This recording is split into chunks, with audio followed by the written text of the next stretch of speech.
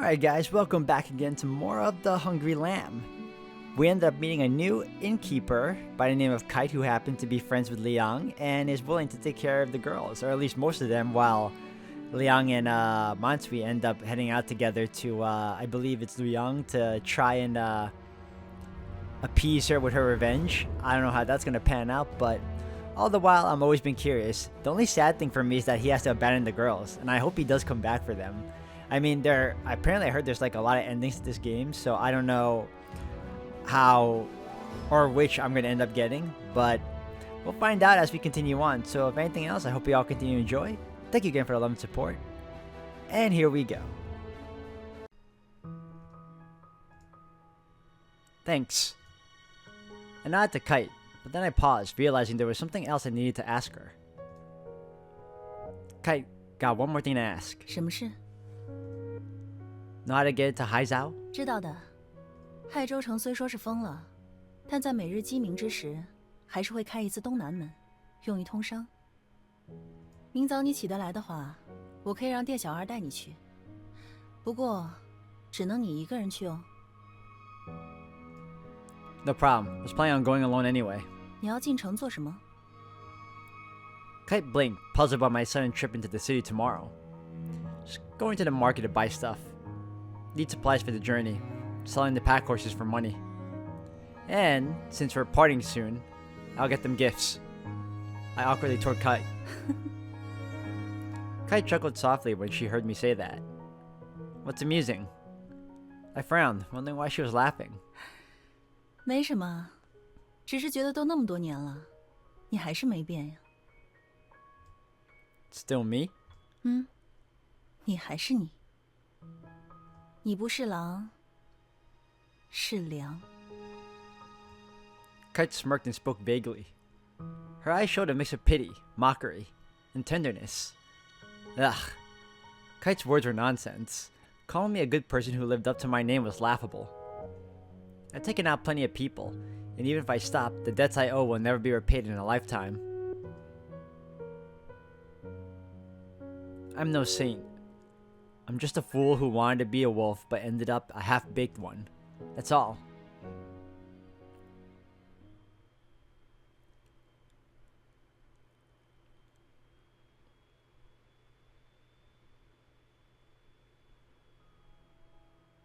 At dawn, I went out early with the waiter. We went to the city through the southeast gate of Haizhou, heading to the morning market to buy stuff. We only had about 2 hours to shop, as being late meant we'd be stuck inside the city. We hurried along, hardly talking. Along the way, I counted the days since I met these girls. It had been about 20 days if my math was right. Looking back, I realized how much those 20 days had changed me. The old me would have been shocked to see all I've done for these girls now. 这位老爷要点什么？ I'm looking to buy gifts for 4 girls, ranging from 12 to 6 years old. What do you think would be suitable? 哟，您可问对人了。我家里也有女娃，最懂小娃子们想要啥。时辰的小娃子都喜欢风车、拨浪鼓或是陶响球，给他们一个，他们能玩好久。若是再大了些，到了金钗之年呢，女娃便爱美喽，就得送他们衣装或饰品。诶，您看起来年纪也不大吧？家里怎么有4个女娃子呀？ I'm not married. They're not mine, just kids I'm looking after for friends. Enough chat, show me what you got. 好嘞。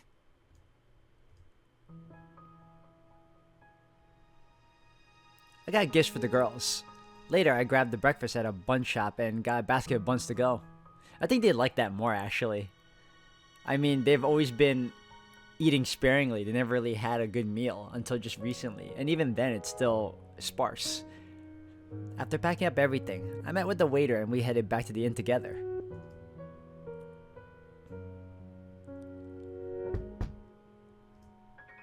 Get up, all of you. Downstairs to the lobby.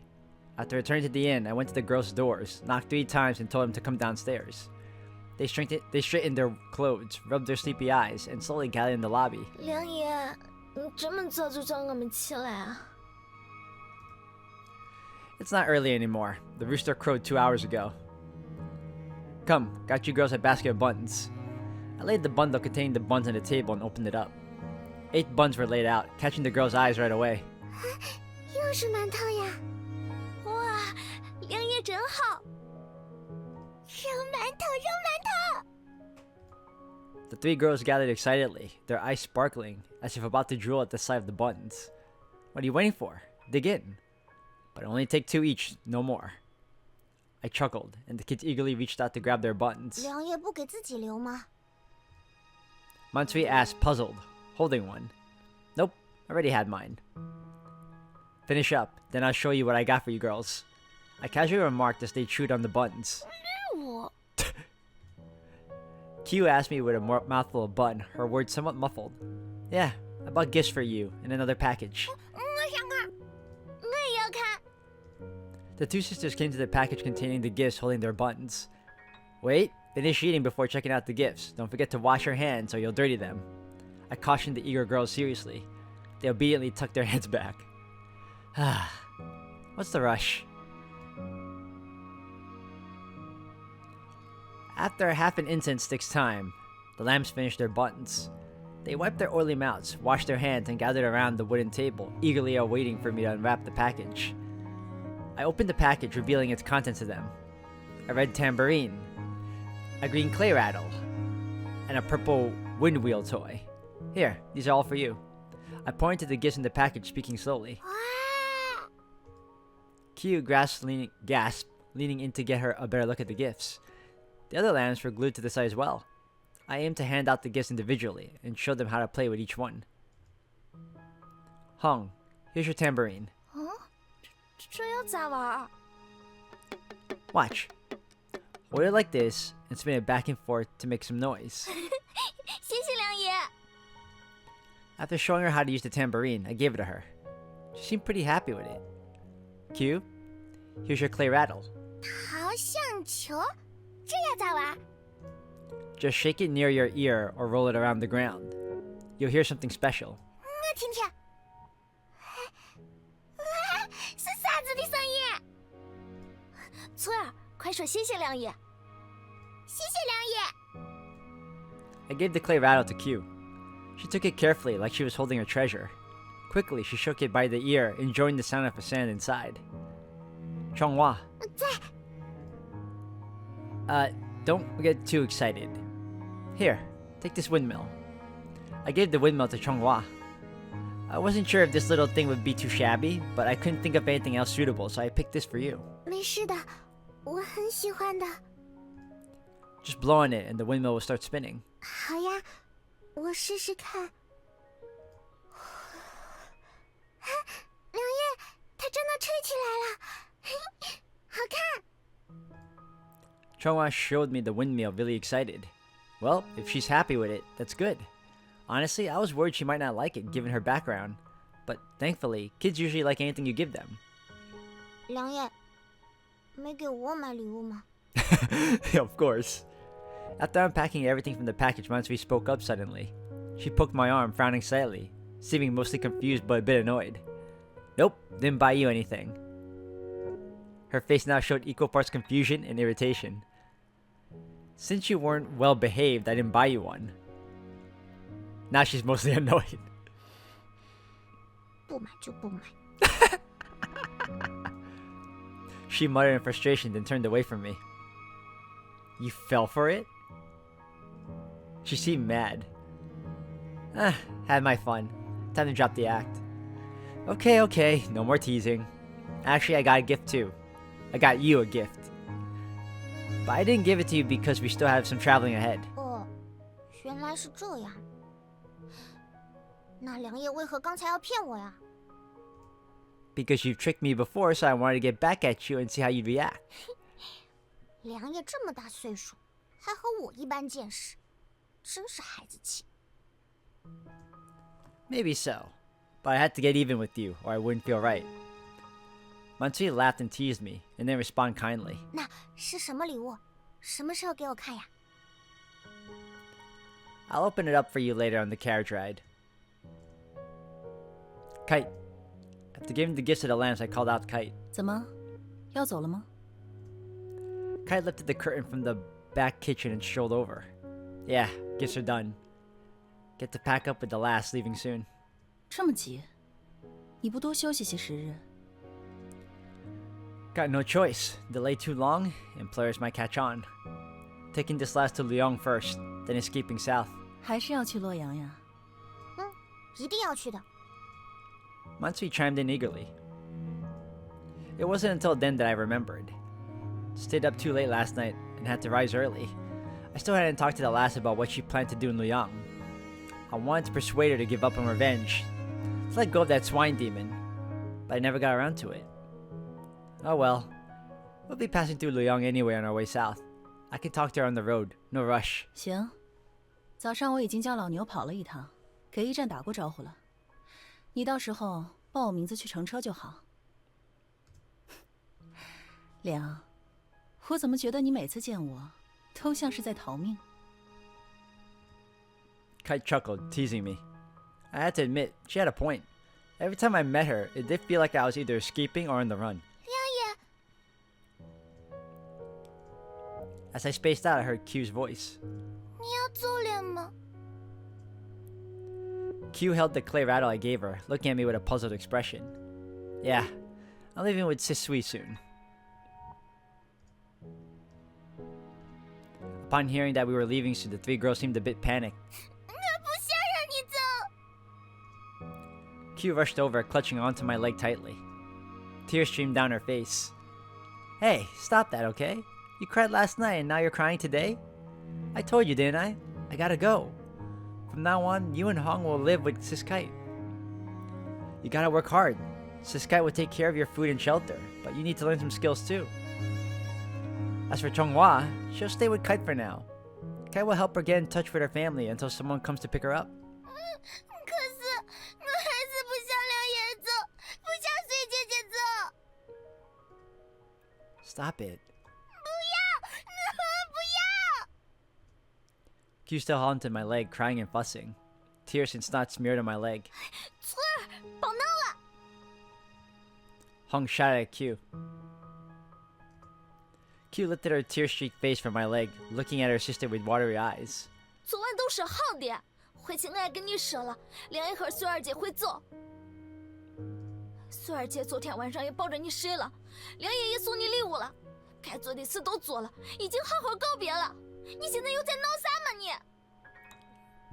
These scenes always break my heart. Like, I hate seeing this. Like, you bond with these characters and then you have to leave them. I feel like he can really... I mean, he doesn't have much right now, but I feel like he can take care of them down the line if he really wants to. And the fact of the matter is he just wants to escape from all this after he's done. Like, he's doing good by them to the best of his ability, but I feel like he can just, like, do more later. But I get it, and it sucks. Hong scolded Q. However, her eyes had also reddened. Perhaps kids are just wired that way. Even though we talked about leaving last night, she seemed okay with it. She's acting up again today. The younger they are, the harder goodbyes seem to be for them. 好了好了，翠儿，听渊姐姐说几句吧。你们梁爷呢，有要事要办，这次只是暂时要走。但是他这个人呢，早晚会回来的。我这是第3次见你们梁爷了，他总是会在我无法预料到的时候重新找来。之后呢，你们跟我学手艺，给我干活儿，我也会对你们好的。梁爷对你们有多好，我保证对你们加1倍好。Kai reached down and gave Q a gentle pat. Q let go of my hand and stared at Kite blankly. 之后，梁爷和穗姐姐真的会回来吗？会的。Kite assured Q. 会的。 Mansui also promised Q. Her eyes looked very sincere, not like she was lying. But I knew this lass could easily pretend to be sincere to trick people. Anyway, after that, Q stopped causing trouble. Before Mansui and I left, she hugged the lambs one after another, whispering into each other's ears. I didn't catch what she said. Then, we said goodbye to the lambs, crossed the inn's threshold, and were about to leave. 梁爷， Before leaving the inn, I heard Chonghua call out to me. Yeah? I turned back. I waited for her to speak, but tears welled up in her eyes, and she didn't say anything else. As I was about to leave, it hit me that Chonghua might be even sadder than Hong and Q. I would be going 1,000 miles south, and once her parents came for her, they would head north 1,000 miles too. This meant that even if I returned someday, while Hong and Q might still be around, Chonghua probably wouldn't. It's a farewell. A final goodbye. People always experience their last moments with others unexpectedly. Even in times of peace, but especially in times of chaos, it's just the way it is. And that's the case with her and me. Bye. I mumbled, my voice a bit distant. Then turning away, I walked forward, alongside Mansui. Like a cool dude, look at this. A breeze swept by, tussling my hair and ruffling my clothes. I pulled down my bamboo hat to keep my hair in check. I could hear the little wind wheels spinning behind me. It was accompanied by the tambourine's beat and the soft rustle of the clay rattle. Their cries, though muted, were unmistakable. Amidst the music, I could hear the faint sobs of the girls. All the sounds melded together. Adjusting my bamboo hat, I marched forward. The noises faded into the distance until they vanished. Goodbye. Even though it might be our last, we still said goodbye. 梁爷，你就这么把他们留客栈了呀？ We walked along the dirt road, and Mansui suddenly turned to ask me. Yep, I've sorted things out with Kite. She'll look after them fine. Hung and Q will be with her from now on, and as for Chonghua, Kite will help her get back to her family. 梁爷还挺信任袁姐姐的，难道你们是老相好？ Don't talk nonsense. She got married 2 years ago. It has nothing to do with me. I trust her because we have some old debts between us. I once saved her life, and she helped me sell stolen goods and evade pursuit by the authorities. Mansui nodded. She probably figured out Kite's background. What about you? Do you distrust her? 信任啊，以前有个姐姐对我很好，她就有点像袁姐姐。 Huh? She had a sister before? Was she a real sister? I detected something suspicious in her words, but I didn't plan to delve into such minor matters. 梁爷为何唯独没把我留客栈？ We had been walking towards the station for a while when she suddenly asked me. Kite can't take care of too many lambs. Besides, didn't you mention wanting to seek revenge in Luoyang before? I replied, lowering my voice. She seemed a bit lost when I asked, as if needing a moment to gather her thoughts.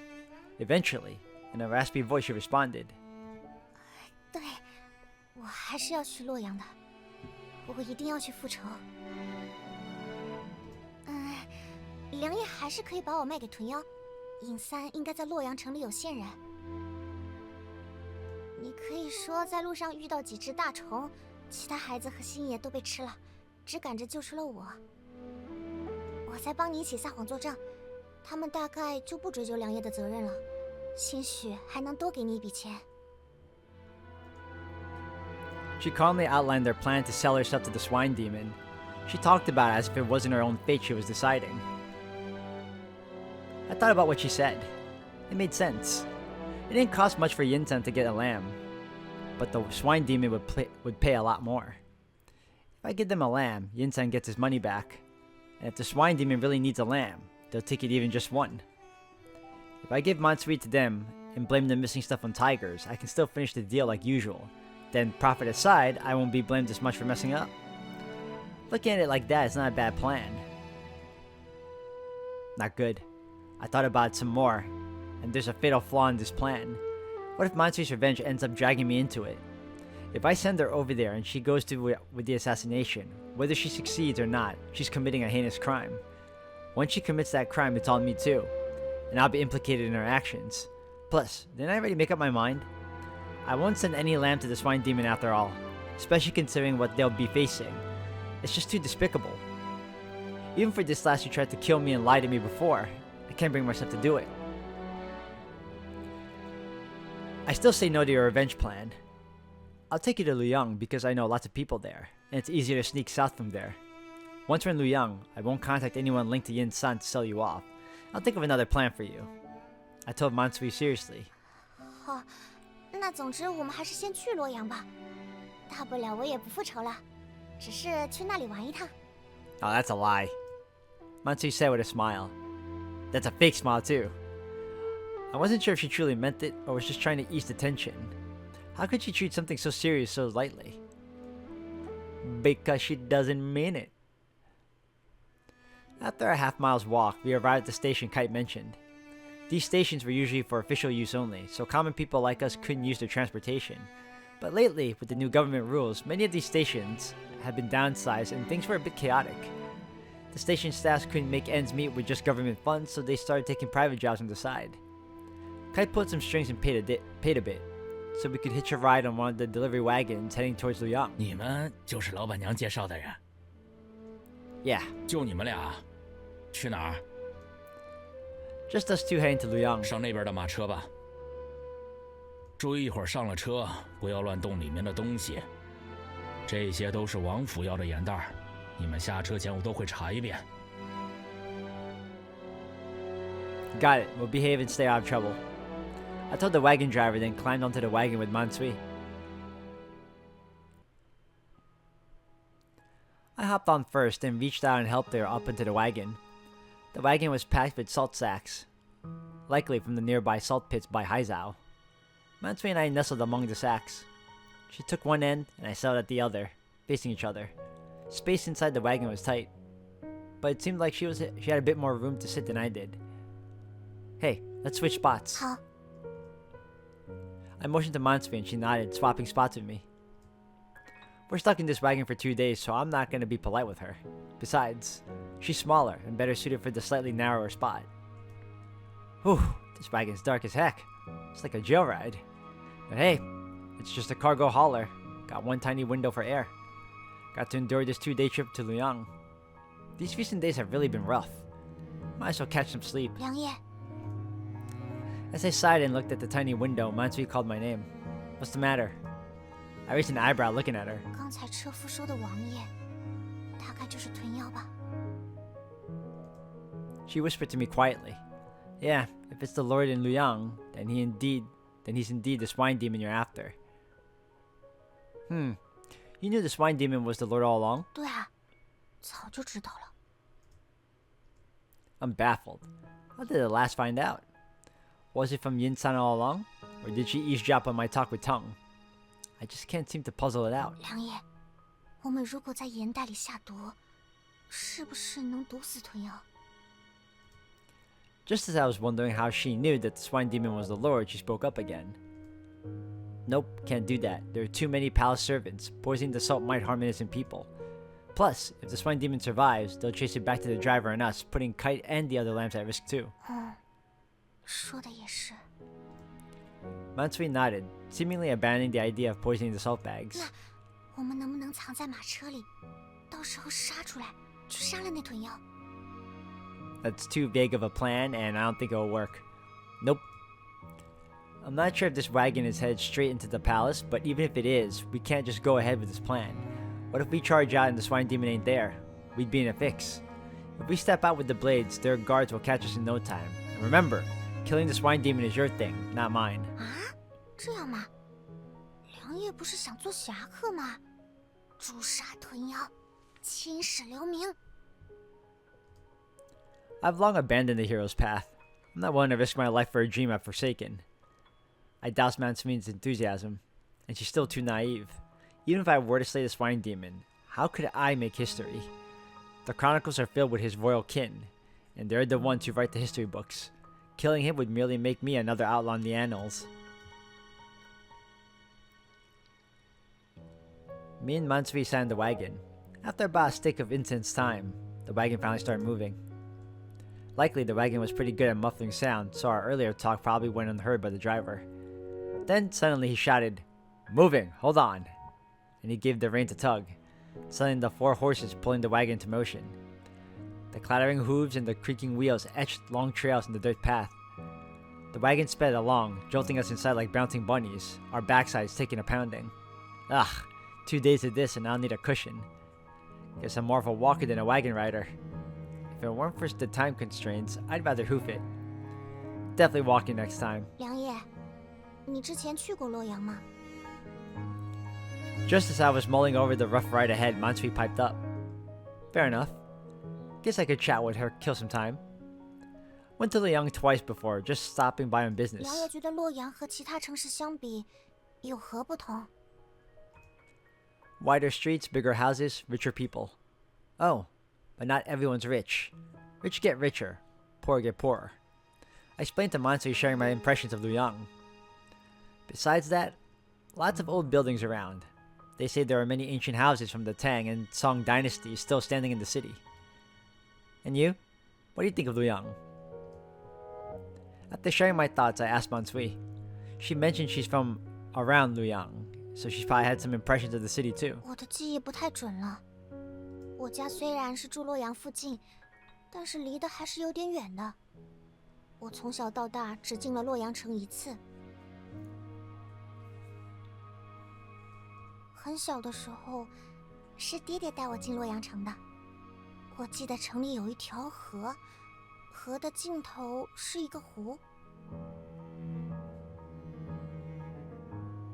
那时，我好像走丢了，沿着河一边哭一边走，走到河的尽头看到一个湖，正好撞见了爹爹。 A river in Luoyang? Oh, you mean the Chan River, right? But the Chan River connects to the Luo River, runs through the whole city. There can't be a lake, right? 那大概是我记错了吧？唉，可惜了呀。 What's wrong? 可惜翠儿妹妹她们从来没去过洛阳，我还想带她们看看来着。现在，走着走着，就只剩我和梁爷2个人了。 This lass had quite the imagination. One minute we were talking about Luoyang, and the next, she was lost in her own world, head slightly bowed. Let me ask you something. Right before we left, what did you tell them? I frowned and asked her. 没说什么特别的，我就是跟他们说，今后还会来看他们。 Said the same thing to everyone? 都差不多。毕竟我没法给他们准备礼物，至少要跟他们说些送别的话。啊，说起来，梁爷是不是忘了给我的礼物？ Mansui suddenly got excited. She looked at me with hopeful eyes. Oh, I remember now. This morning when I entered Haizao, I got her a gift too. I haven't given it to her yet. Alright, I'll show you the gift now. I agreed and began reaching into the package behind me. After a few gropes, I easily found it. The gift was wrapped in a small package. I took it out and unwrapped it to show Mansui. It was a pair of shoes. 这是鞋？ Mansui looked at the pair of shoes in the package, a bit surprised. Inside the package was a pair of shoes. The shoes were light blue with pointed tips and bright silver peonies stitched on the sides, looking delicate and small like the 2 little birds with folded wings. Mansui glanced at those shoes, then at me. 梁爷，为什么要给我买鞋？ After all the walking, I noticed your shoes were almost falling apart with your toes poking out. Worried about you having trouble walking later, so I got you a new pair. You don't like them? 喜欢。 Mansui lifted her gaze to meet mine, giving a slight smile. Her smile widened, showing her teeth and revealing 2 shallow dimples. I was kind of surprised. Never seen her like this before. When she smiled before, it seemed oddly mature. Usually her smiles felt kind of grown up. But now, she's just like any other girl her age, smiling brightly. 料子真好，摸起来好软。 Mansui held the shoes, not wanting to let go. They're expensive as hell. Cost me 400 coins, they did. I replied. 梁爷，你能帮我换吗？ She suddenly asked me softly. What? I didn't quite get what she meant right away. 就是帮我脱鞋，再给我换上新的。 Her face turned a bit red as she asked me. You got hands and feet. Why do you need me to do it? I asked her in a low voice. This lass, she wants me to change her shoes? Can you believe it? Normally, it's servants who change shoes for their masters. She's just a lamb I'm selling. If I were a human trafficker, she'd be my servant. How could she even ask me to change her shoes? 我记得很小的时候，爹爹也送了我一双鞋。当时便是他给我换的。Oh, I guess we're gonna help her. She looked down, her eyes shaded by her bangs like she was remembering something. I paused. Just when I thought she was pushing it, she explained why she wanted me to help her change her shoes. Ah, I see. She mentioned it a few days ago. Her sister and parents are all gone, and she doesn't have any family left in this world. Without family, not many people would bother to give her gifts or take care of her like this. She just wanted to feel cared for again. That's how she asked me to help her change her shoes when I gave them to her.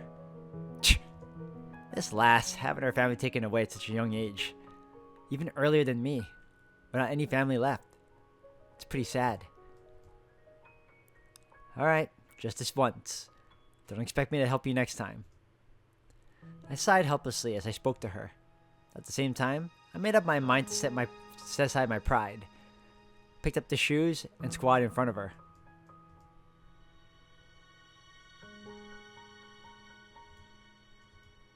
We were inside the wagon's cargo space, surrounded by bags of salt. The wagon jolted along, her on one side, me on the other. Neither of us spoke. That was just simple shoe swap. The process felt incredibly long. Mansui adjusted her position first. She leaned her upper body back, arms straight against the wooden planks of the cargo hold, bracing herself. Unlike her tilted upper body, her lower half leaned forward. She crossed her legs but slowly extended her foot, cautiously getting closer to me. The scene resembled a child by the lake, tentatively testing the water's depth. I'm gonna change them now, I said softly, breaking the awkward silence. Then I dropped to my left knee, kneeling in front of her. Reaching out, I grasped her left foot with both hands, intending to remove the shoe from the foot. Her current shoe was indeed very dirty, torn, and old, with many places worn through the original fabric. I gently held the end of the worn-out shoe with my hands and quickly took it off. Her left foot was exposed in an instant. Her foot, like the rest of her body, was slim and somewhat frail. You could see the bones in her sole and the grooves of her ankles, every line showing her thinness. The only plump part was her 5 rounded toes. But overall, her feet looked pretty. Her feet weren't wrapped. I heard many families like to tie up their ladies' feet to make them smaller and prettier. I don't get it though. Tying feet like that just makes them look weird, not cute. But her feet, growing naturally, look pretty nice. 梁叶， What? 你怎么盯着我的脚看了那么久啊？看得我都不好意思了。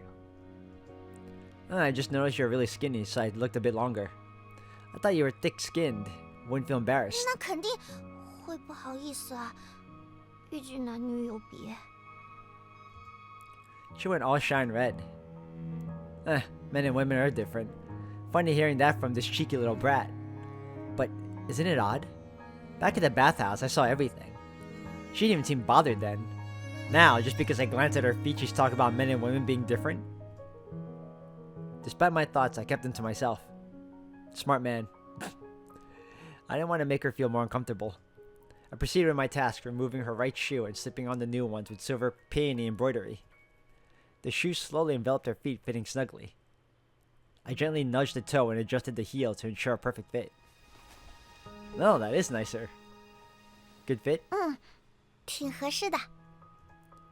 Try standing and moving around. 好， Matsui nodded and stood up in the shoes I gave her. The wagon's cargo area was just high enough for her to stand.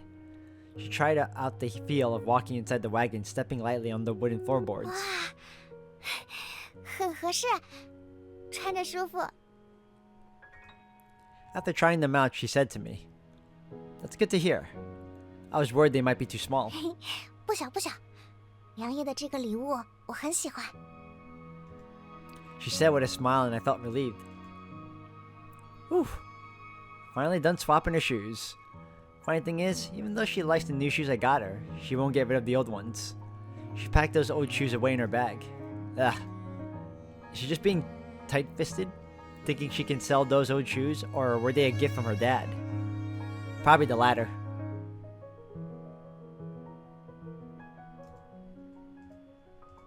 After putting on the new shoes for Mansui, we stayed quiet for a while. She just sat there, lost in her own thoughts. I didn't bother trying to figure out what was on her mind. I took a sip from my water jug and leaned against the tiny window of the cargo hold. watching the scenery outside. The wagon moved forward, leaving the landscape behind in a blur. With each bump of the wagon, the scenery outside fluctuated up and down. Watching the rapidly changed landscape, I began to feel drowsy. In 2 days, we'll get to Luoyang City. What's our move? I reckon I'm not keen on taking her to that swine demon's place no more. But what's next for us? Where are we headed? But a lot on my mind, the sleepiness crept in. My upper and lower eyelids started to tussle, going in and out for a dozen rounds. Then, I tipped my head back, then forward, and finally, shut my eyes.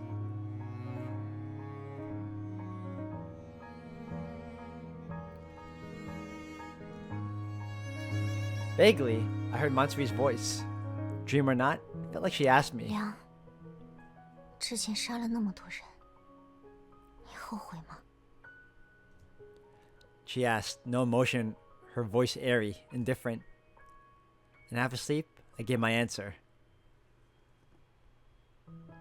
Oh, oh man. Oh man, let's save. I'm gonna go with no regret. Like he made his choices in the past, and he did it to survive. It sucks, but he had to.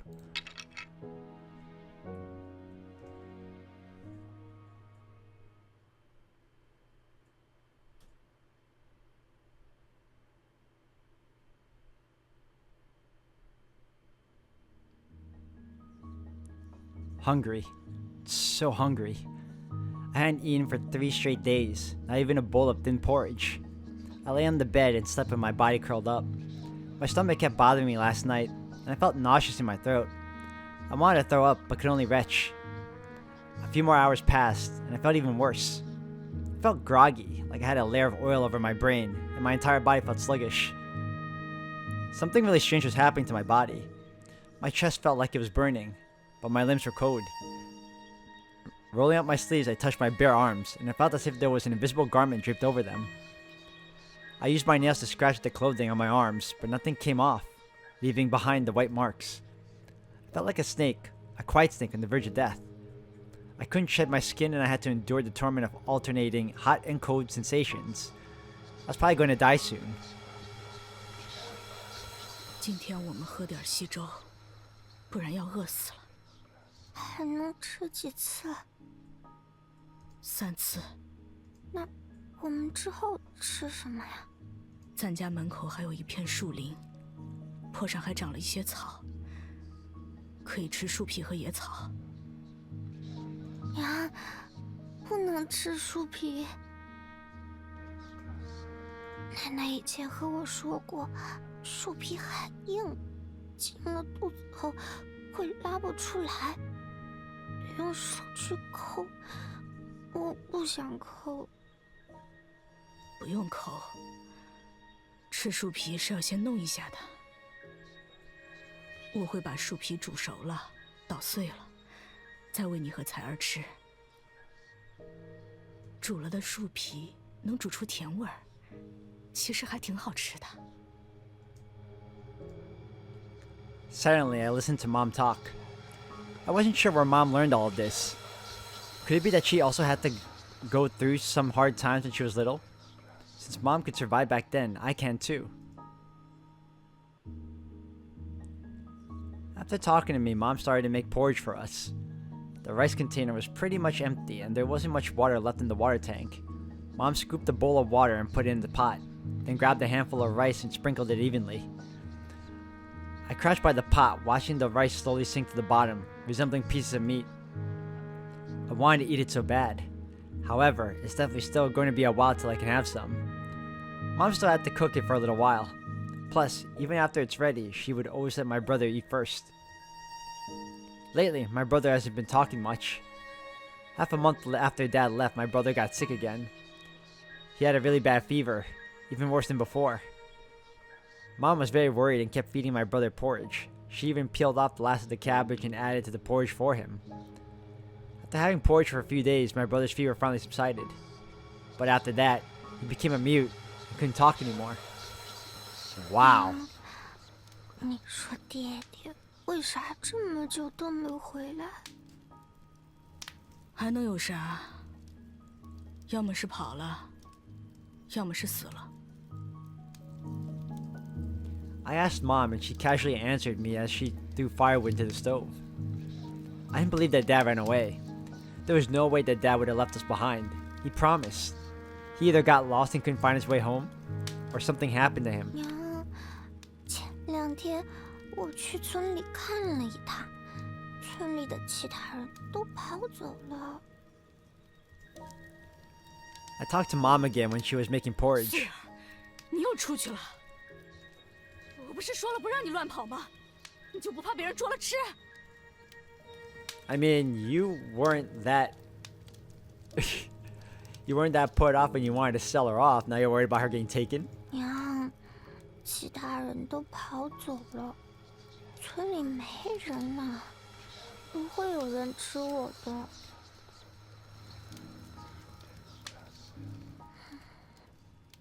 爹爹要是一直不回来，我们要一直在家里等吗？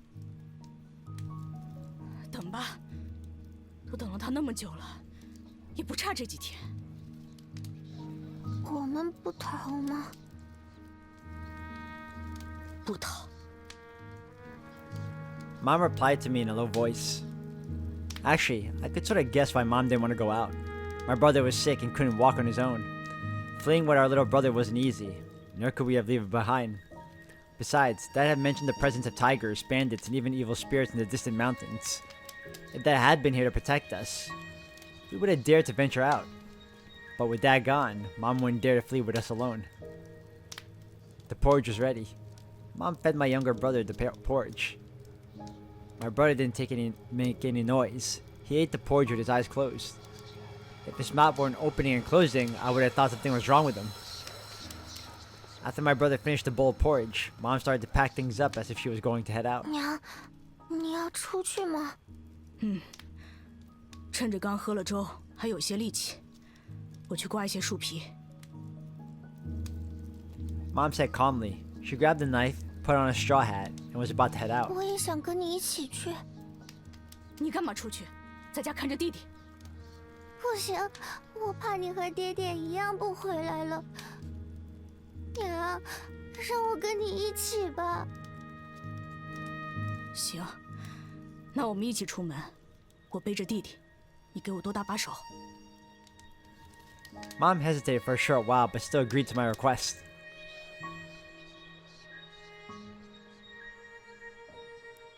Mom handed me the knife she used to cut the tree bark. She then put my brother in a bundle and strapped the bundle to her back. My brother still slept with his eyes closed, not moving a muscle. Is he dead? Does the mom know he's dead? I think he might be dead. Mom carried my little brother on her back, stooping slightly. With one hand tightly gripping the rope that connected her to my brother, and the other hand holding mine, the three of us headed out together.